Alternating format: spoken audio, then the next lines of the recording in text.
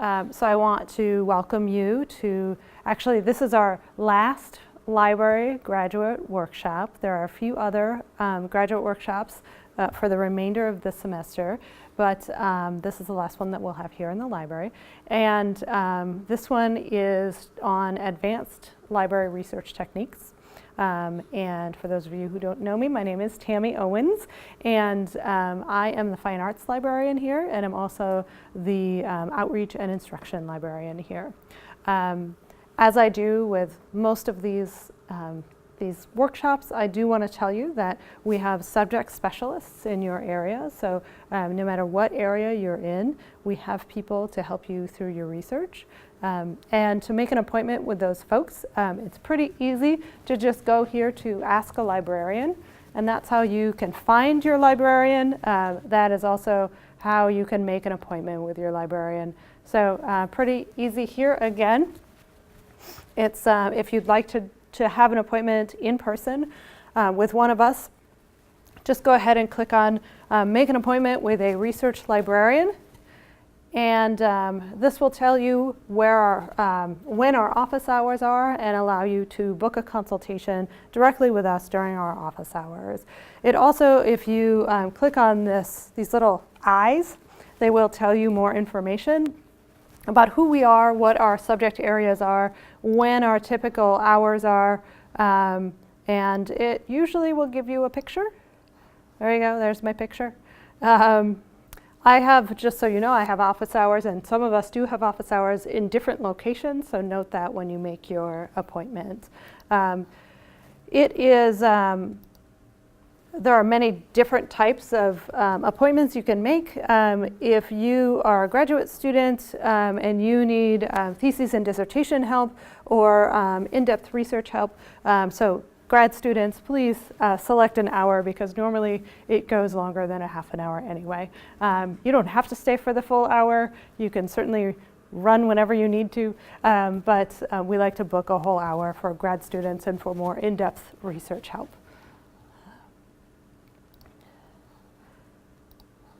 So that is that. Today we're going to go over some advanced techniques on how to do library research. We're going to get into the databases pretty heavily. My assumption today is that you'll have completed some research in maybe a couple of different databases, but you haven't necessarily used any tips and tricks that maybe you've used a couple but want to know more. So I'm not going to assume any real deep knowledge of databases, but if I use any terminology or anything that might be confusing, please raise your hand and ask me to explain it. Today, we're going to really go over how to do research more quickly, more efficiently, and I'll just kind of show you when I get a question over email, there are some things that I do that just kind of gets to a search, to search results really quickly. And so I'll kind of show you what I do. Today we're going to cover wildcards, truncation. Like, these are like our library terms that we use, but I'll show you what those mean. If you ever used an asterisk to do a search, that's kind of what that is. So we're going to use controlled vocabulary, which is subject terms, thesaurus, things like that, that is in the database and embedded in there. We are going to do source mining. So you know what sources are. Those are, you get a works cited page or a bibliography. Those are the sources that a work has cited. Source mining, I'm going to show you how to go forward in your research as well as backwards in your research. So kind of the whole breadth of from one great source. And I'll show you how to do that in 3 different places. So whatever excites you the most, then you can do that. And I'll also go over how to really use Google Scholar and give you a few of the tips and tricks in Google Scholar. There's only a couple of things. Google Scholar is great. I mean, it's wonderful. It's just like get in and go. But there are a couple of things that you have to remember to make it the best that it can be. So the first thing that we'll do is truncation, wildcards, asterisks, pound signs, question marks. We're going to do all of that good stuff. Now for this, this can apply to, you can try this in almost every database. Sometimes those special kind of symbols are different. You know, sometimes it's not an asterisk, it's a different symbol or something like that. But I would try that in databases if you need to. So usually a lot of these things, I use them in quick conjunction, right? I try one thing that's not working, so I try another thing, I try another thing. So, so I do this all pretty quickly. So the first thing that I'm going to do is, well, first I'm going to get back to the library homepage. And I'm going to get into the databases. There are a couple of places to go to get to databases here on the library homepage. But I just use the Databases tab, and then I go to the Databases A to Z list. Now this is something even, you know, that some graduate students haven't found yet too, because they kind of know their database, they know it's on that top 10 list, they go to our, you know, most frequently used, and that's it. Or they go to JSTOR or Google Scholar, and that's all they use. This is a list of all of our databases. It is arranged alphabetically. We have added a database recently because now it's at 226. It used to be at 225. So you'll find all of our new and trial databases here. The great thing about this is that it is also ordered by subject. So you can find out the top databases for your area. And for you, criminal justice, you can just select criminal justice. And November 1st is when Omar, your librarian, will start. So his picture will be right up there. Right now, Katie Bishop is your librarian, so you can talk to her. But this will tell you what the best bets are for criminal justice, and you can go in and you can start exploring on those. Today, for this truncation and wildcards, I am going to explore the education databases. I'll get back to criminal justice, I promise. But I'm going to explore one of the education databases, though I will say that there is at least one criminal justice database, criminal justice abstracts, that is owned by the same company, so it looks very similar, although not all the bells and whistles that I'm going to talk about today are in criminal justice abstracts. There's not a thesaurus in criminal justice abstracts. There are other things that are cool, but it's just not the same.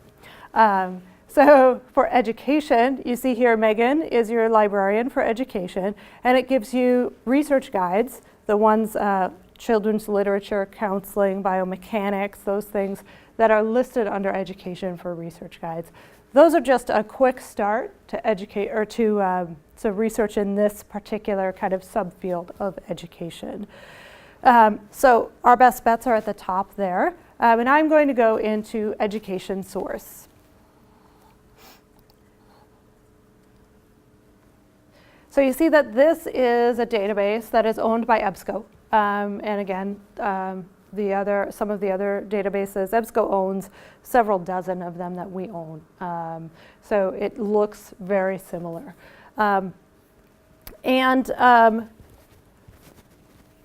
So what we're talking about right now is truncation and wildcards. What this does for you is you can search on one term and get many different results. You can search on, so let's talk about truncation. Truncation is the asterisk.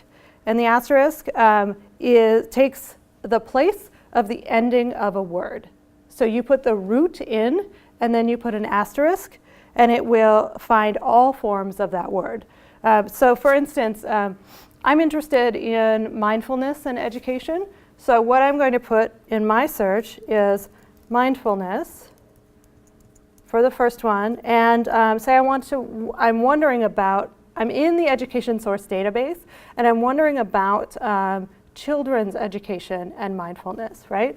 But I'm going to put child and an asterisk. So what's that going to find for me, my friends? If that's the root of the word, child, and then I put an asterisk, it's going to find all forms of that word. So what would that be? children, children's, yeah, all of that sort of thing. So, and then we cross our fingers and hope that that's actually true. And here we go. So we've got childhood. That's not one that I originally thought of, right? So you got childhood, children. Yeah, we might find childlike, you know, somewhere down here. All the way at the bottom, we've got children, school children's.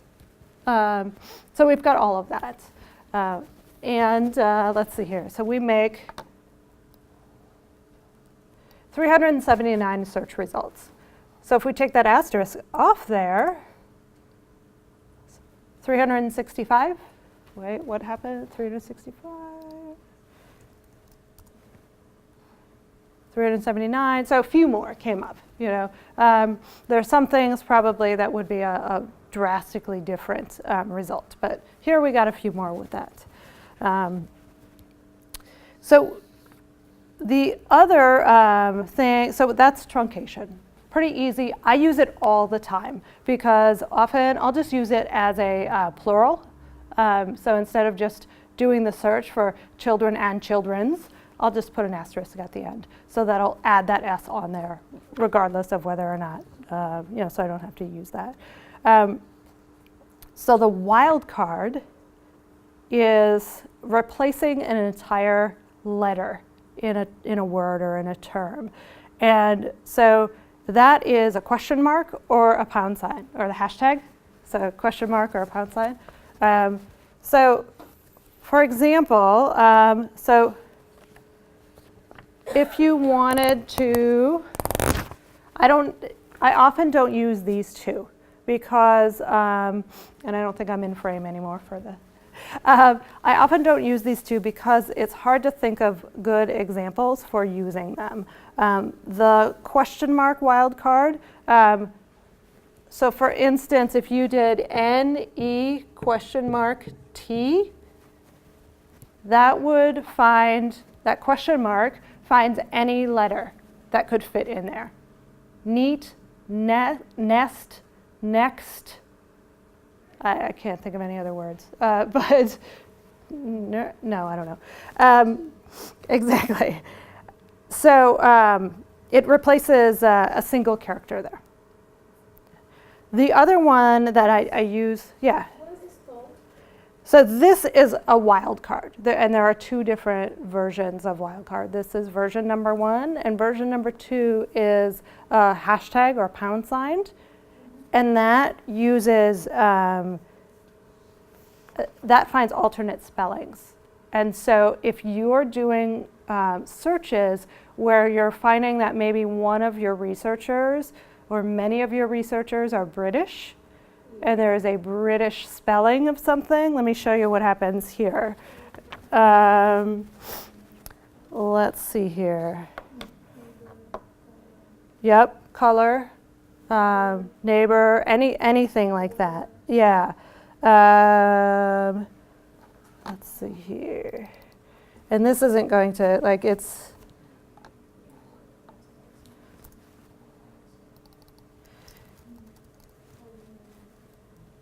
and here's the thing that I kind of messed up the first couple of times that I did this, is that, and you see it here, right? I did COLO hashtag R. So you have to include that O, that second O, if you're doing something like color, right? So you can't just do COL hashtag R. You have to put that second O in there. So it either closes that gap and just puts COLOR, or it puts a U in there. And this goes for any of those kinds of terms that are, you know, the AE, you know, like hematology or something like that, or OU or anything like that sort of thing. So you can see here that this is the British spelling, or typically British spelling, and then this is the American spelling of color. So that's that example. All right.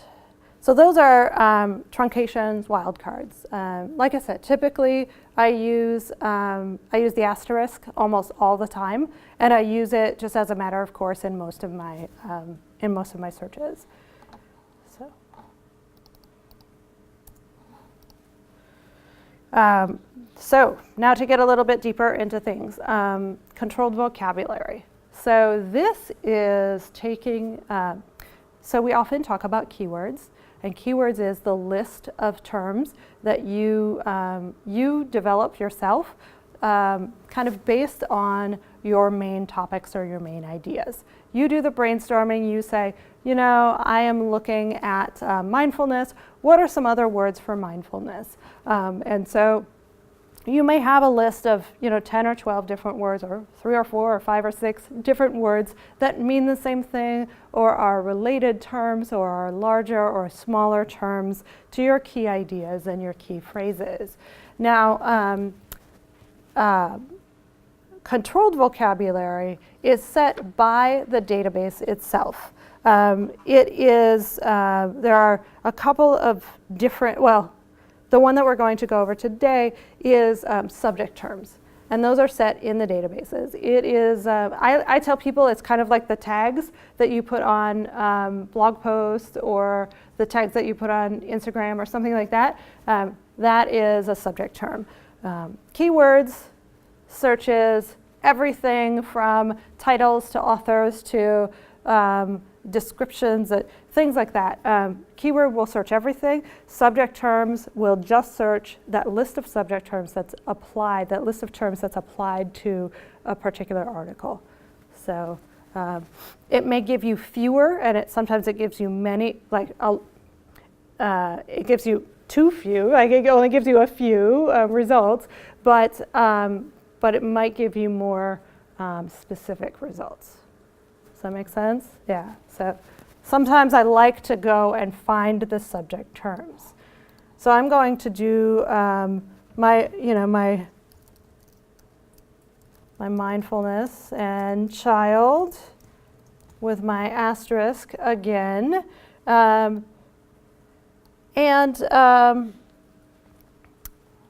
You see here that there are a couple of ways to get to those subject terms. Can you see those? Can you see this in the back right there? Okay.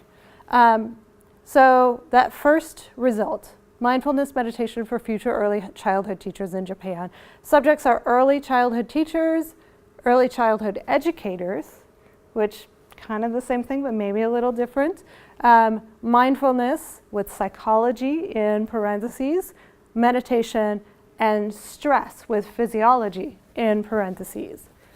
The great thing about these databases is that if you click on the title here, you can actually do a search on these subjects. This, when you do that though, this takes away all your other kind of funnels and everything like that. This does a whole new search on this term, which isn't necessarily a bad thing. So for instance, I said, oh wow, okay, so mindfulness psychology is the term that this database puts on the idea of mindfulness. And so here are the 881 articles that the database has labeled with the subject of mindfulness. And you see here that it has sort of a code for subject. And when you put that DE ahead of that subject term, that means search for this subject. Though, and here's the kicker, if you put DE, or you click down and select a field and it says select a subject. Now subject is different than DE. I don't know why the SU and DE. One of my colleagues can probably watch this video and tell me exactly the difference between DE and SU. I don't know. So say you ask it, to search on subject, and you don't know the exact subject term for the database, right? Then it may or may not find it. That's when the thesaurus comes in handy. And I've loved thesaurus since I was like this high, right? But so I'm very, very happy that many databases have thesaurus in them. This is especially helpful if you are searching for something in a database that is an affective idea. So very, straightforward terminology, concepts, things like that, the databases have no problems with, well, they generally have fewer problems with that. Feelings, affect, thoughts, sort of reactions, those kinds of descriptor kinds of things are hard to figure out what terms are likely to produce results. Does that make sense? The sort of more, I don't know, kind of hard to describe kinds of things are going to be difficult to find out which terms are the best for our databases. So if you're looking for a feeling or something like that, then it's kind of good to type it into the thesaurus and see what comes up. I am going to use a very specific phrase for an example today, but we could try another couple of words just to see what happens. And the thesaurus, if it has a thesaurus, especially in EBSCO, it's going to be at the top of the page on this. This is a red stripe on the top of the page. In criminal justice abstracts, they have other things like an author index and other things like that. So you can play around with those as well. But I'm going to click on the thesaurus. And you can see here that it has the list of all of the terms that are in this database, all of the subject terms. I am going to just search on, since we're an education source, I'm going to search on the term principal. And browse for that. And here's the interesting thing. And I'm going to make it a little bit bigger. And you can see here that principal, that word principal, is not one of the subject terms. And the reason is because there are a lot of ideas surrounding that one figure or idea of principal. So teacher-principal relationships, all of that. But then we have many, many, many different kinds of principals. So it's getting very specific. We have, so all the way down to here, right? And then we get into this, international law principles instead of principals, right? And so think about, oh, maybe I spelled it incorrectly. This is how you would maybe catch yourself, So that's something that is also something that I do, especially if I'm not particularly well versed in a topic. I will go in here and I will kind of type it in there and see if I'm even spelling it right. So, so it tells you what to use, and then if you click on this, so use school principals. Okay, I'm going to use school principals. And then sometimes it gives you even more options, right? And so usually what I do is I click on that, what I want, right? Okay, school principals. I'm going to click it again to display all the details. And the great thing about this is what I love, is that it gives me what's called a scope note. So this is also something that's really good because you can read it and you can say, for this database, what does this term mean? And that's especially good if it's a concept that means different things to different researchers. And very specifically in this database, this is what it means. So for this database, school principals, it is, as you would think, head administrators of primary or secondary schools. And it gives you a list of broader terms. This is great because you know what? Hey, maybe I didn't think to search on school administrators. That's not a term that I thought of, but that is a particular term that you could search for here. Or you could just stay with your school principals. And it's very easy to search from here because you just click that and you tell it to add it to your search. So then it adds it to your search as a main idea. And then you could go ahead and search again within the thesaurus. What I would do is make sure that you change this, not an or, because you don't want to do this or that search. You want to do a school principals and something else search. But in this case, we can just do this search here. And as I thought, school principals is a big, giant topic, right? And it said it had many subtopics, so we're getting everything from high school principals to grade school principals to everything. And not any specific area of their job or of research within that big idea. So we would have to add another concept to it. And that's what I usually do is I refine it by coming in here, and maybe I do want to see, oh, is there anything about mindfulness and school principals? That's something that I'm really interested in. And here, the funny thing is, this is hilarious because when I did this on my computer not an hour ago, the results came up completely differently. It said that it was a smart text search or something like that. It didn't find anything. It had to do another search for you. So, so that's really, really interesting. But we got 4 results. That's pretty good. And we can go from there. A couple of things in this database, aside from that, a couple of things specifically in EBSCO databases that is, for some people, really, really helpful. 2 things I want to show you. The first is search history. Have you all ever used the search history function before? This is fantastic. If you click on search history, it tells you while you've been in this database, just in this one, it'll go away even if you go to a different EBSCO database.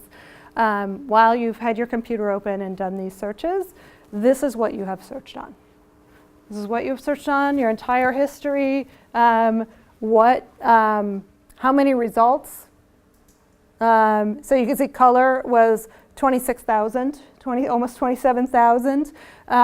So you can, you can view your results if you were like, oh yeah, that's right. An hour ago, I searched on this thing and I got 400 results, and maybe I want to do that search again. You can view the details, you can edit it. The cool thing also is that you can, so maybe you want to do that search on color again, and you want to combine it with that keywords or with that subject search with school principals. You can combine those from here. Listen to me, I sound like, and you can do that. So you click those searches that you did before, and these are both very big searches, and you want to make sure that you're searching, if you want to combine those, you probably want to search them with and, because that is, you don't want to search them with or, because you would be finding either color or school principals. They don't have to have anything to do with each other. What we want is our articles or sources that have something to do with school principals and color in the same source. I have no idea how this is going to go. I didn't try this before. All right. So, let's see here. Did we do this? Did we do it right? Wait, S and S.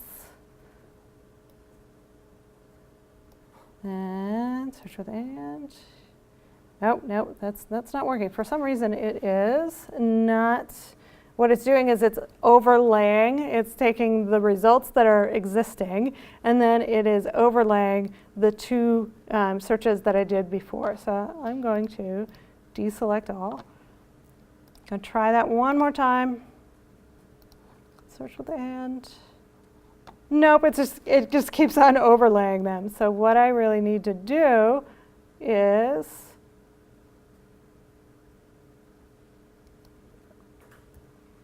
there we go.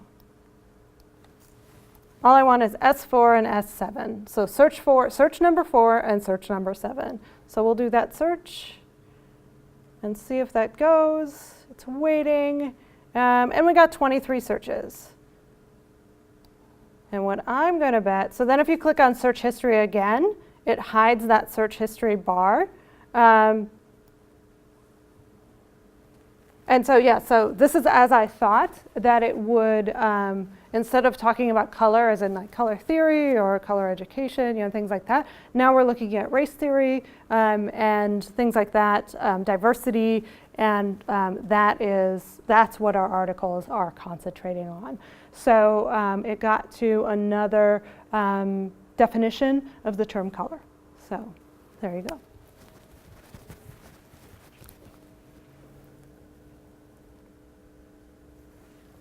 So that is, so we've gone over truncation, wildcards, controlled vocabulary, and then the last thing really that's going to lead into Google Scholar as well, source mining. And I think this is probably, I should have almost led off with this so your brains were fresh for it. But for graduate students, I think that source mining is probably one of the most important things. Before we leave this, I want to show you just the very quick thing. Folders. Have you looked at folders yet in these? Folders. Super easy. If you say, I really love, I'm just going to read through these. This is 23 results or 200 or 500, however many you have. It's really easy to find out more information without clicking into every single one of these articles. To find out more information, you just hover over and it should pop up. Hover over this, it'll give you the abstract. It'll give you all of that. So it'll give you all of that information that is actually in that second page where you clicked on the title.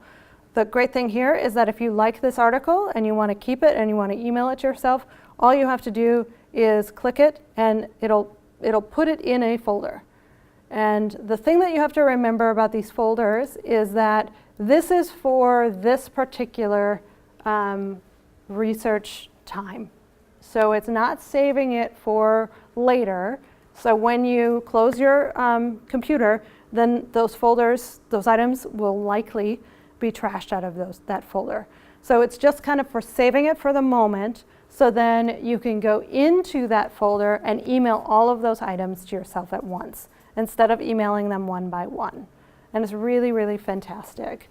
So then if you click here, go to folder view, folder now has items, and you can select all of them, and you can email all of them to yourself at once. So, and then what it will do, what's great is that if you have PDFs attached to all of those, if all of those had full text, then it will email you the citation, the abstract sometimes, and it will email you the PDF. So that's really, really great.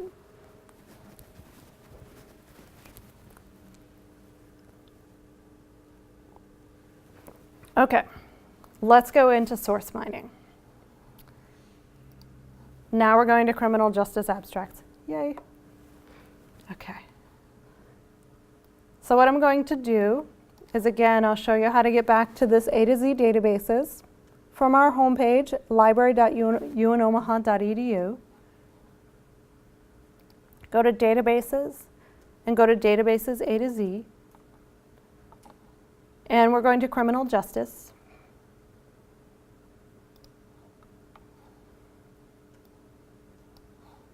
And one thing that I do want to say for criminal justice is that I have used ProQuest Social Sciences, ProQuest Social Science Premium Collection. I like it. I like it a lot. And it works really well. It has a lot of information in it.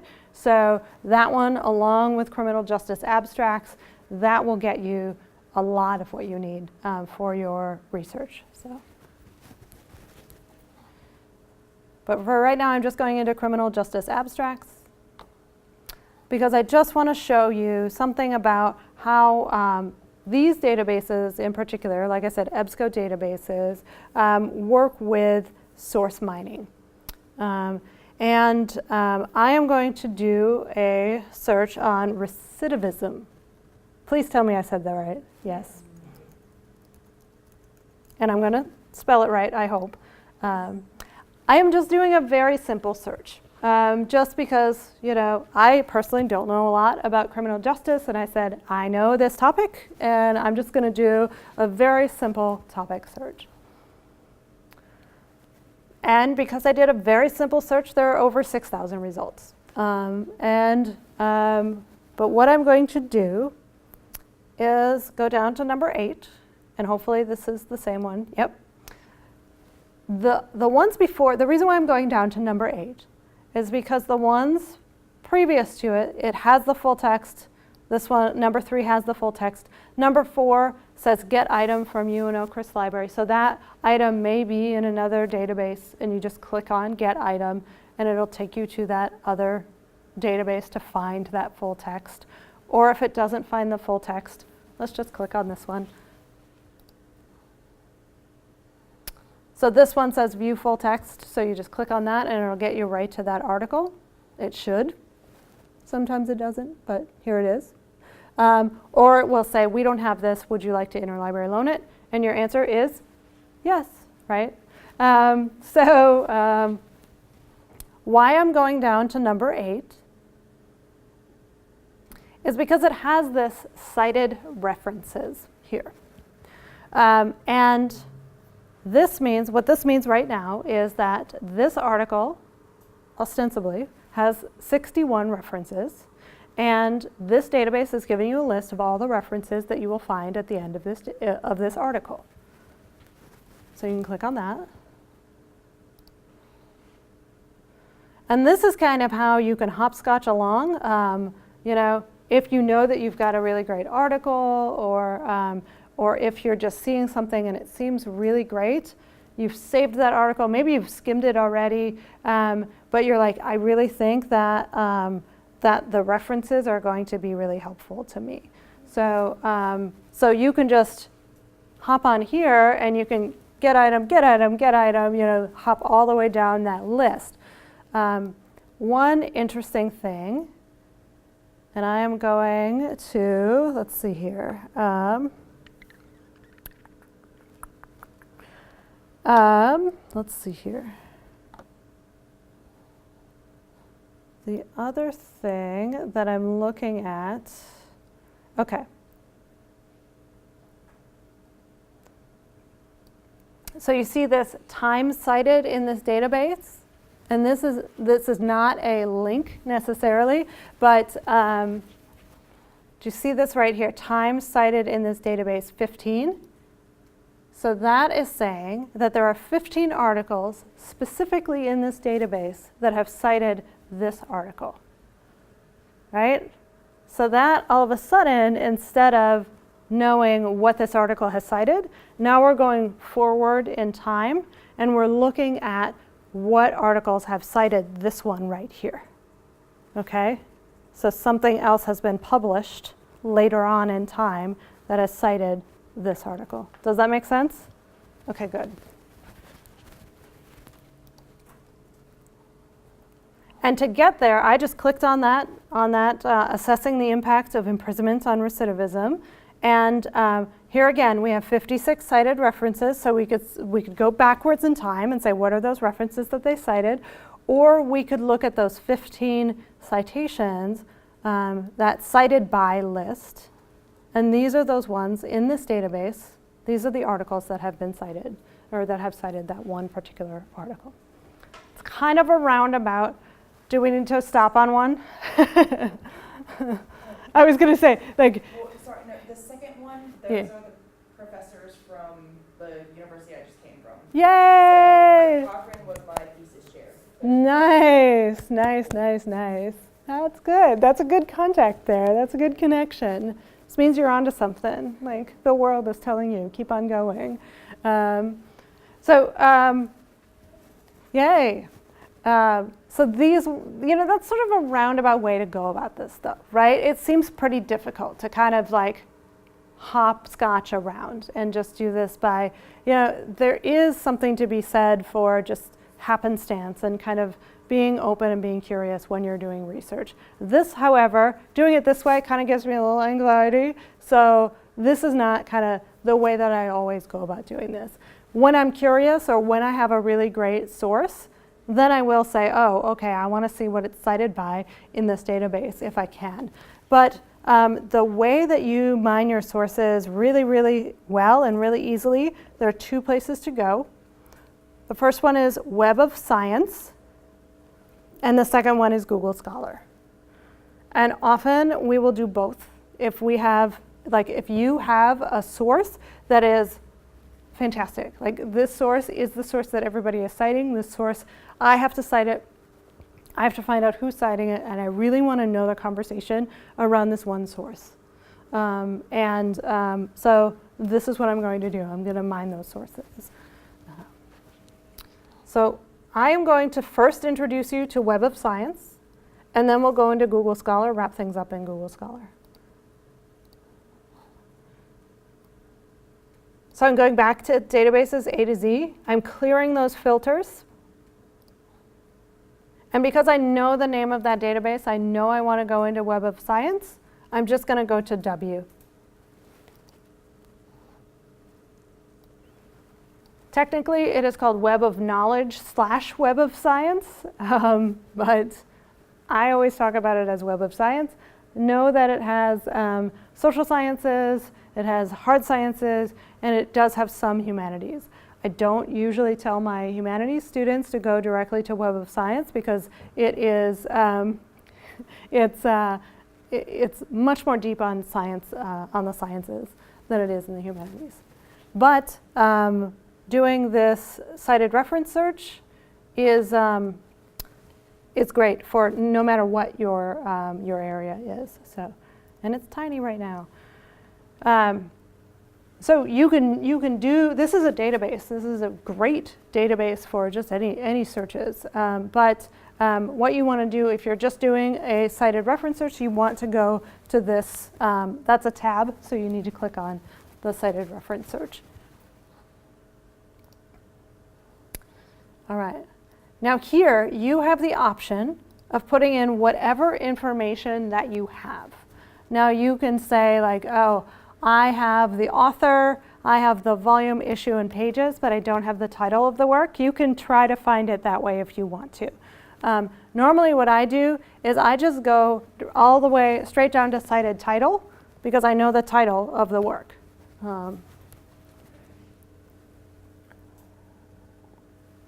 And I tried to do this earlier today by cited work, and I had to go to cited title, just so you know. Let's see here. And I have one, and I'm actually going to type it in. This one right here, we're going to search for the cited by. We're going to search ahead in the literature for things that have cited a work called The Theoretical and Empirical Basis for Meditation as an Intervention for PTSD. Normally, I will just copy and paste it because that's the easiest way to do, but I should have opened this before, so you get to watch me type.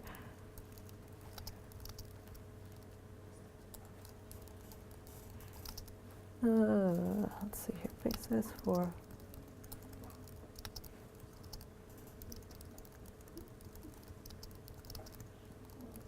Okay, you can try to put in sort of a truncated version of the title as well. You can put fewer words in, but often it does want the whole phrase, just so you know. It comes to here, and you're not done yet. Then sometimes it will give you just one option like it is here. I've compared the author, the year, the volume, etc.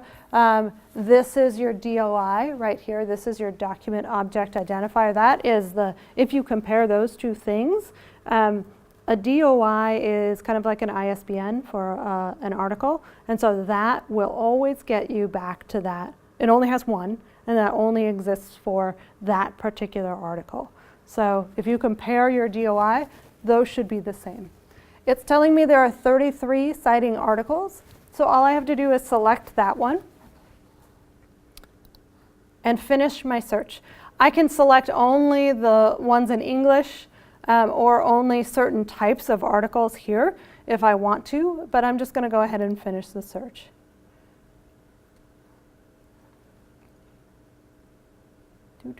Takes a few moments. Hopefully this will. So 31 results. A couple of things that you can do here. You can search within those results. So if you think about it, you've got a list of 30 plus results for this article. not everything is germane to your particular topic.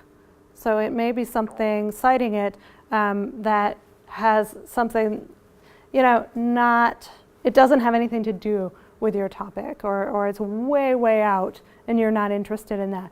So the search within results for something that's closer to what you're looking for might be helpful, especially if it's more than 31. If it's 300, you may use that. You may want to use that search within. We have other things that you can refine by on the left-hand side, including funding agencies, whether or not it's open access, authors, things like that. And a few other things that this can do that you'll see that Google Scholar won't be able to do. You can save things to RefWorks. So this boots it right out to RefWorks or EndNote if you use that, or other reference managers. You can also reorder it by a lot of different, you can resort it by a lot of different things, including publication date, time cited, usage counts, first author A to Z. So you can sort it a whole lot of different ways. And you can't do that in Google Scholar, just so you know.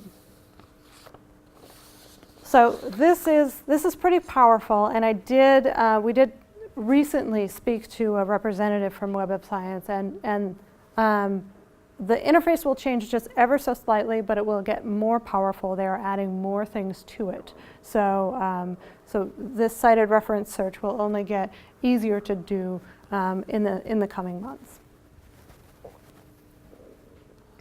So I'm actually going to go back so I can see my cited title, so I can do a copy paste on it, so I don't have to type it out again. And I'm going to go right to Google Scholar.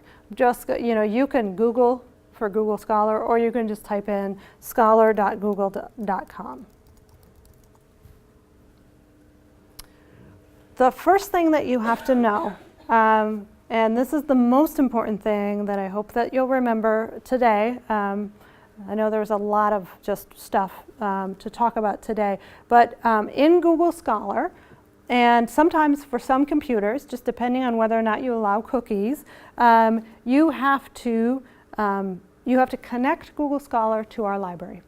And that will allow you to go ahead and search for things on our databases. It will tell you that it exists in Criss Library online.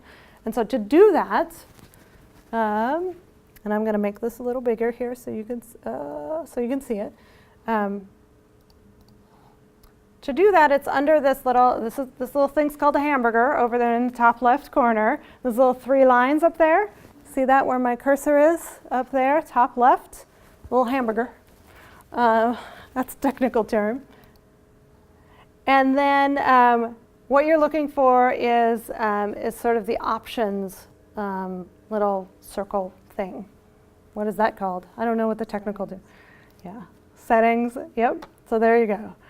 And what you're looking for is you can do any other sort of settings. The most important one here is the library links setting.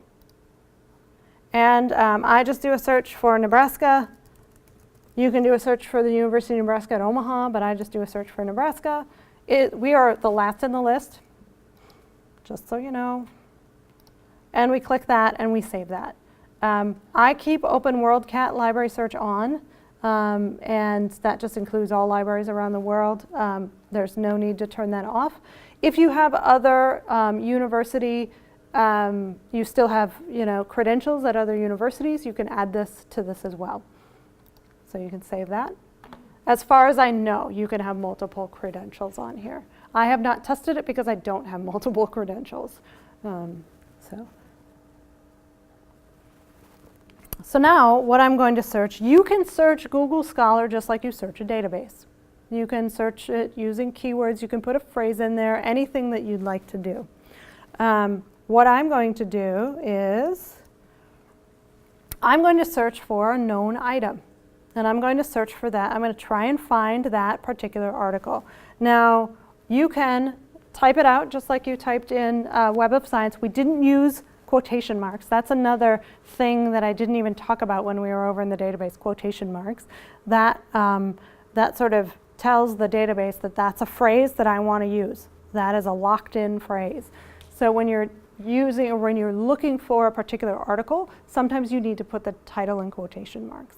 Sometimes you don't. It just depends on the database, and sometimes depends on the day.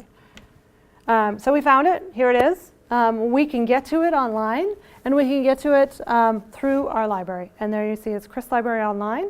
You would just click on that, and it would take you directly to the article. There's also a version of it on the publisher's website, sagepublisher.com, and it says that it's there in HTML. Often when you click on that or you click on the title, you will get to a paywall where it will ask you, the publisher will ask you to pay for that article. Now don't do that. What I usually say is if it doesn't have a Criss Library Online link, I try again. I look it up in our library catalog, and then I interlibrary loan it using our library catalog. So that's what I do. And to do that, it may say we don't have it. So if you do that search in our library catalog and it says, hey, Criss Library doesn't have it, which you would already know, right? Having used Google Scholar, it will ask you, do you want to search in all libraries worldwide? You just say yes, and then it will say, hey, it's at this other library. And there's a little button that says, please get it by interlibrary loan, and that's what you click on. All that being said is that there are a couple of things that you can do here. You can say, there are 12 versions of this. I would like to compare these 12 versions. It says, it links out to Web of Science. We were just at Web of Science, right? We could have just come here and kind of gone back and forth. It is, that 33 is that cited by, I think, in Web of Science. Here is your cited by list in Google Scholar, 76. So we had 30 something in Web of Science. We'll search that again. We'll go back, finish our search.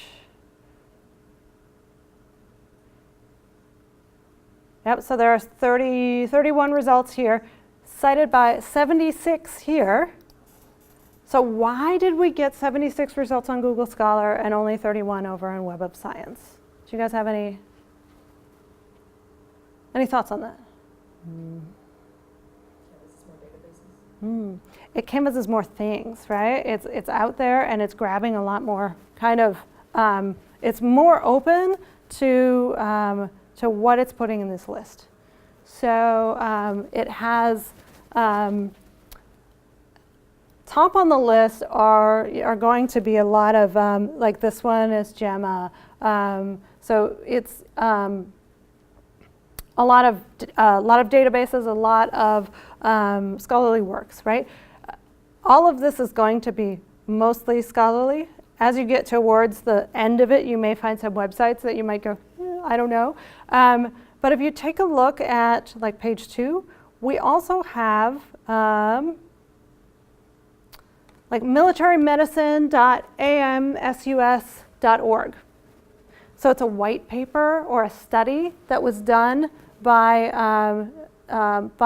a group of researchers that's put on this, on this website. Maybe this could be. I see that it's also on Criss Library Online, so it could be a journal that is owned by a particular group. Sort of like APA, the Psychological Association or something like that. This one right here, this is a Google book. So it's also pulling from Google Books and from other areas. So that is, it has a lot of other things to it. So reports, white papers, Google Books, things like that. The great thing is that you can also, just like Web of Science, you can search within your citing articles, and you need to just click on that,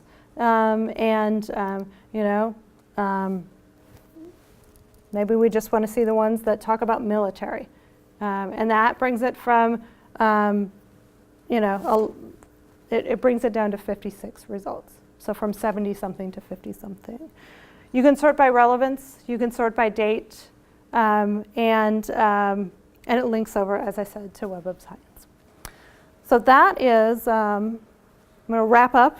You know, we're just on time now, so I can wrap up. If you have any questions, feel free to ask me after the time today, or you can email me directly. Again, my name is Tammy Owens. If I didn't introduce myself, I have a feeling that I never do at the beginning of these things. I always forget. Good. So feel free to ask questions. So, all right. Thank you so much for coming. Thanks for anyone out there who were coming. I think we do have another